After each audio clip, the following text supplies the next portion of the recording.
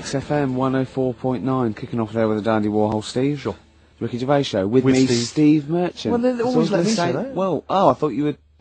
What? Well, it's 5:01, isn't it? Already an error has occurred. Yeah, it's a shame, 'cause it could have been slick. But Steve, we've got some great music. I've been on a bit of a soul tip this week, to be honest. Yeah, I was a bit of a folky last week, but you know, you got stuff from like early Bowie, some Stevie Wonder, a little bit of Groove Armada. We've got the classics. We've got Coldplay, we got Blur, we got Ash. We haven't planned anything for the show. Got nothing, have you? You're just reading the list of songs that I might thinking that play. will fill up some time. Oh, no. Anything interesting happened to you over the week?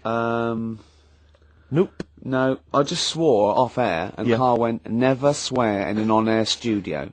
I love it when Carl tries to sound like he's professional and understands the business. Yeah. You don't fool us, Carl. Yeah. Yeah. Oh, I wish I could buy like a Carl, you know, like those Garfields you can stick on a car window. Oh yeah. I reckon we should be able to get a car like that we could send out as a gift to people. That'd be lovely, wouldn't Just it? this little face pressed up against the glass, like a window licker. Yeah, like you'd have to lick his face to stick it there. Yeah, that'd be a joy. Oh, bless him. Or one of those things you throw out a window and it sort of like flaps down. They sell them for a quid. Yeah, exactly. On Oxford Street. Or those little dancing baby cars. Pigeons. That's what we used to use. Or frogs from the pond. Sure. Yeah. It's cruelty to animals, and I don't condone that. And it was a joke before the RSPCA phone in and say stop throwing frogs at windows. Well, people who are listening. And I don't mean the French, by the way. That sounds like xenophobic. Before someone calls in and says stop throwing French people at windows. Yeah. So I'm digging myself into a hole here, aren't I? Yeah. It's all gone horribly wrong. Mention the Germans and then this guy. yeah. I don't mind the Germans. No, good. Carl. I wonder if people know what Carl looks like in the wide world. Is there any reason why they should have you ever featured on anything? Or he's like Moby. He looks like Moby. He does look like Moby. Yeah. That's what he does. Does that help? Is that a compliment? Sort of a Moby who's Mank. Had a bit of a tough paper around when he was younger. Yeah, that's he right. A bit more knackered than Moby. Yeah, I think so. Yeah. See, I think Moby's great. He's one of those people that every opens his mouth, I sort of, I'd love to be mates with him. He talks sense. He's interesting. He's lovely. I don't like his records. There's nothing I can do about that. If I ever become top mates with him, and after about a few years of us like driving around and having a party, I'll go, Moby, I've never liked anything you've ever done. Is that what you do with your mates? Just drive round? What are you, 16? Never. I've never done that. Go to a car park and just do handbrakes. Never. I haven't done that since I was like 17, when like it was great to someone had a car. You couldn't believe that you were just moving. I remember once, right, my mate, Bob, had a car, and there was me and another friend in it, and we were young, about sort of 18, and he did a U-turn when he shouldn't, and this motorbike hit him and came off, and the music was turning music down. It was really, really bad, right? And he was there, and he was really worried, and the motorbike bloke was dazed, and he went, "Are you okay? I'm really sorry." And the bloke said, "Yeah." And I put my head out the window and went, "Sorry about that, mate. That's the third one today." And this motorbike just looked at him and he went, "No, don't do that, Gervais. Why did you do that? Why did you say that?" I just thought it would be funny. I didn't really understand the severity of this. Have I told on the radio before about that time when I just passed my test and I was driving my parents' Volvo estate and we went off driving down some country lanes? Have I mentioned Is this the one with the? Yeah. I've told you, have I? Yeah. Have I told you, Carl? No, go on. Well, maybe I'll tell you a bit later on. Let's play a record. I'll tell you that. There's a great anecdote about a Volvo estate coming up. Exactly. That's the kind of stuff you're getting on XFM this Saturday afternoon. Do you want some Coldplay or what? Oh, I'd love to. Bones sinking like stones, all that we fall. Everybody here's got somebody to lean on. Coldplay. Don't panic. That's the title of the song as well as what I was saying. In fact, I was just saying the title of the song, if I'm being honest, making it sound like it was Conversation, XFM 104.9. It's the Ricky Gervais Show with Steve Merchant. Thanks. You were going to tell us a little story about Just a Volvo passed my estate. test. Yeah. My parents had a big Volvo estate, and it's quite a big car to drive. My parents didn't have a car. But I know you don't drive cars, Rick, but it's got a big car to drive if you just passed your test. It's safe though, isn't it? It is very safe, that was the thing. Yeah. And I come from the West Country, obviously. There's quite a lot of windy lanes around there. You're joking, do you? They have cars there. Well, here he comes. Blimey, Carl. Learned on a tractor, automatic it was. Do you want me to tell it or not? Oh! Don't go about the accent! Oh no, I'm not a Wurzel, go on. Go on. So I went to this party. You never got him being from the north. Not when he's telling an anecdote. He's never telling an anecdote. Oh yeah, fair point. Yeah, go on. so I went to a party, and I was quite excited because I had the car, I had the motor, and there was a chick heading down to the party that I was like, you know, I had my eye on.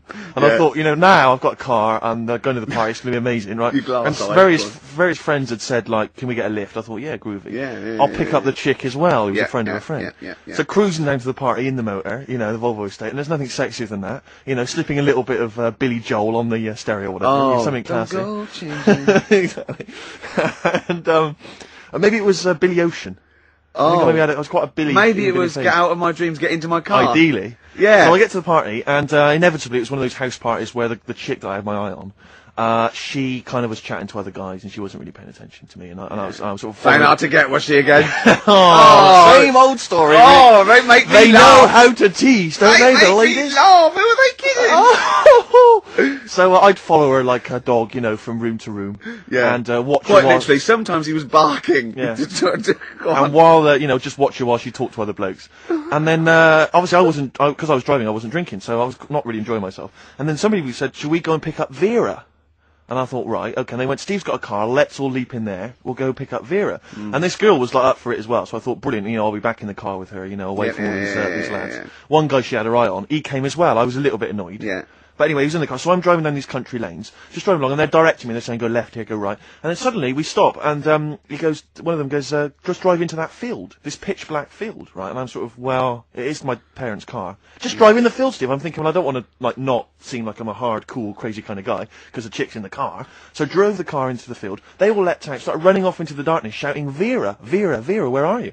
So I'm just sort of sat there in the car, waiting. Wasn't Vera Lynn, was it? Because she likes to hide in fields. Bizarrely, it wasn't. Right. It was just I was just left in the car on my own with Billy Ocean, and suddenly, out of the darkness, they come back holding a Vietnamese pot-bellied pig that they had stole from a nearby farm, and they knew that the pig was called Vera because someone knew the farmer or something. Anyway, so they got this pig. So now they're going, "I'll put the pig in the back of the car. We'll take it back to the party. It'll be hilarious." I'm thinking, well, you know, I'm not sure I want a pig and all its, you know, piggy crap in the car, right, crammed in there. But they say yes. So obviously, I'm thinking again, I don't want to look like I'm, you know, a nerd. You know, I'm terrified of that, Rick, ever happened. Yeah. So, yeah. So So you go, "Hey, bring the pig into the car." Exactly, I'm no nerd. exactly. Yeah, go on. So now we drive off again. I've got this pig kind of screeching in the back of the car. And they say, stop again, let's do some cow tipping. And they do that old thing, you know, about the fact because cows sleep standing up, don't they? So you can push a cow over and stuff. Yeah. So they're having a wild time, hilarious. So this time, now we get to a sort of dead end in the road. And they say, well, turn around, let's go back to the party. And I'm thinking, fine. Try and do a 3-point turn in this very narrow country lane, right? Get the Volvo estate wedged horizontally across the road. Can't get it out, just can't seem to sort it out. I don't know what, I'm panicking because there's a pig in the car, right? And, local disgruntled farmers, right? People drunk, partying, probably off their head on some kind of weed, Rick. Was it loads of blokes with, like, pitchforks and flaming torches Exactly. going, "Burn him. He's playing with our pig." Exactly that. And so that, do you know, I was so terrified that all I could think was they're going to have to send a helicopter to lower a magnet onto the top of the car to lift the car up and put it the right way round. You used to read a lot of comics, didn't you? Yeah. Yeah. So, do you know what I started doing? What? Crying. Did you really? Yeah. Why? So started crying, just very slightly, started getting upset. And the other guy that the girl fancied, he had to get into the driving seat and sort it out for me by slowly edging forward So and that's the backwards. worst bit of the whole story. Yeah, edging slowly back and forwards. He just sorted it out, just slowly worked the car back round, and then we were off. You're just gently weeping. Just gently where weeping in the back. The bloke had just taken the bird that you saw from a distance. Exactly. That was basically your wife in your head by then. Oh, yes. Wasn't it? I can't We were believe happily married with a pig for a child. Don't joke, that could happen. I know. Do the pigs come, if you like? Sorry? What? What did you say? What did you say? What did you say?